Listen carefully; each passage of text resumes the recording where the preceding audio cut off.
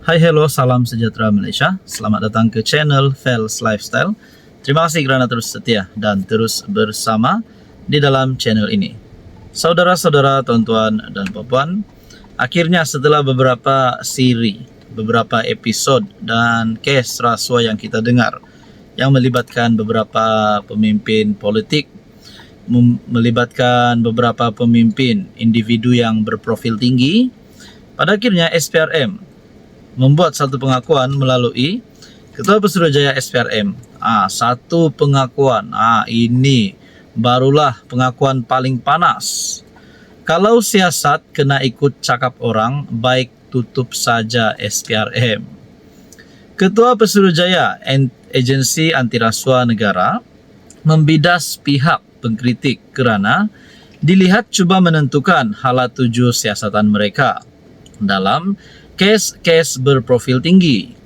Menurut Azam Baki, pegawai SPRM yang terlibat akan menentukan sendiri siapa yang perlu dipanggil untuk membantu sesuatu siasatan berdasarkan dapatan mereka, bukannya berdasarkan persepsi orang ramai.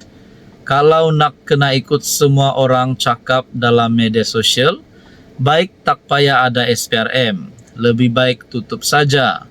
Kamu siapa nak suruh-suruh kami panggil siapa orang yang perlu disiasat dan sebagainya? Mengapa kita perlu dengar cakap orang yang tak tahu hujung pangkal siasatan SPRM? Katanya kepada Malaysia Kini. Tambah Azam, dia tidak boleh mendedahkan dapatan dalam siasatan SPRM, tetapi ada sesetengah pihak yang suka membuat kesimpulan sendiri tanpa mengetahui kedudukan sesuatu kes. Katanya, siapa yang akan dipanggil untuk memberi keterangan bergantung kepada keperluan siasatan dan tidak mengambil kira sama ada orang itu ahli politik atau sesiapa saja. Menurut Azam Baki, pegawai SPRM yang terlibat akan menentukan sendiri siapa yang perlu dipanggil untuk membantu sesuatu siasatan berdasarkan dapatan mereka, bukannya berdasarkan persepsi orang ramai. Kalau nak kena ikut semua orang, menurut artikel ini, kalau nak kena ikut semua orang cakap dalam media sosial, baik tak payah ada SPRM, lebih baik tutup saja. Nah, saudara-saudara, menurut artikel ini lagi, tak kiralah dia itu siapa yang akan dipanggil untuk memberi keterangan bergantung kepada keperluan siasatan dan tidak mengambil kira sama ada orang itu ahli politik atau sesiapa saja. Tak kiralah dia tu Teresa Kok atau siapa SPRM, siasat berdasarkan undang-undang. Jadi saudara-saudara, berkaitan dengan ini pula, tunggu dokumen Ismail Sabri. Berikutan itu beberapa pihak menimbulkan persoalan mengapa SPRM tidak menyiasat pemimpin DAP terbabit bersama bekas pegawainya. Antara yang membuat desakan itu termasuklah Presiden Putra Ibrahim Ali yang percaya Kok telah melakukan kesalahan di bawah akta SPRM apabila gagal melaporkan bekas pegawainya kepada pihak berkuasa. Dalam perkembangan lain, Azam berkata, bekas PM Ismail Sabri akan dipanggil untuk memberi keterangan selepas sambutan Aidilfitri.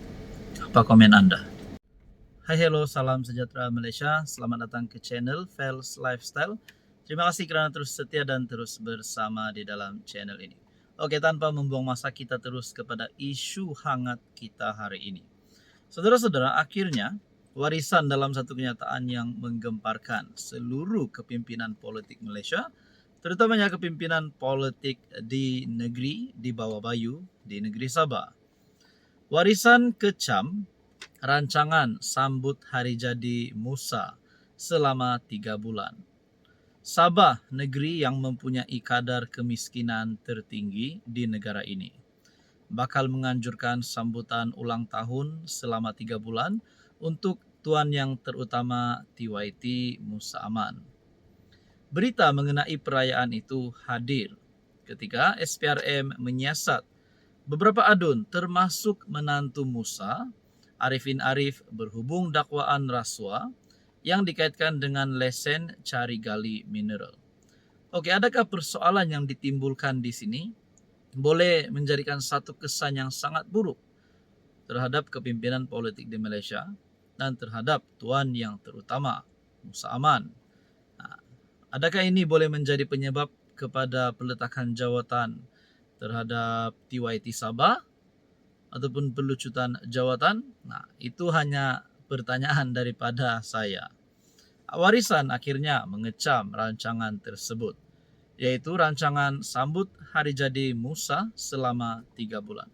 Saudara-saudara, di sini saya ada selitkan beberapa jenis produk. Anda boleh lihat produk mana satu yang sesuai dengan Anda. Boleh pilih-pilih mana satu yang ngam. Tekan, jangan kasih lama. Order macam biasa, macam dekat Shopee. Bagi timbalan Presiden Warisan Daryl Laking, menggunakan dana awam untuk sambutan dengan tempoh panjang itu adalah tidak boleh diterima.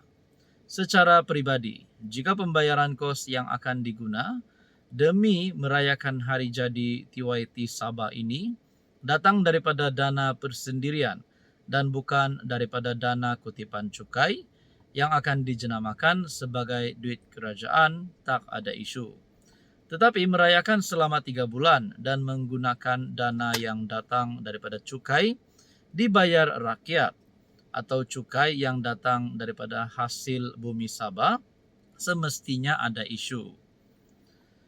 Secara pribadi, jika pembayaran kos yang akan diguna demi merayakan hari jadi TYT Sabah ini datang daripada dana persendirian dan bukan daripada dana kutipan cukai yang akan dijenamakan sebagai duit kerajaan, Adun Moyog itu berhujah bahawa sambutan sehari sudah mencukupi dan dana negara harus diutamakan untuk keperluan penting seperti beasiswa pelajar, pembaikan jalan, pembangunan kemahiran dan peningkatan komuniti.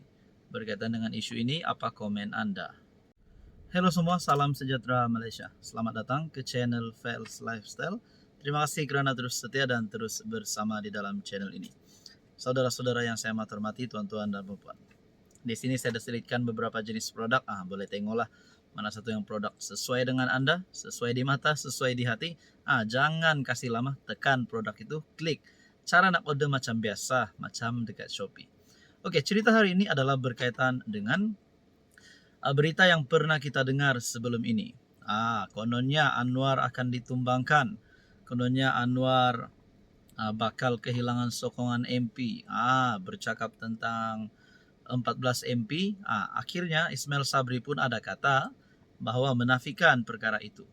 Tapi adakah beberapa faktor ataupun beberapa sebab yang kuat yang membolehkan Anwar Ibrahim akan tumbang pada masa terdekat ini? Mungkinkah selepas raya ataupun mungkin juga hujung tahun ini. Sedangkan kita ada dengar kenyataan daripada kepimpinan pembangkang bersedia untuk berhadapan dengan pilihan raya umum pada penghujung tahun ini.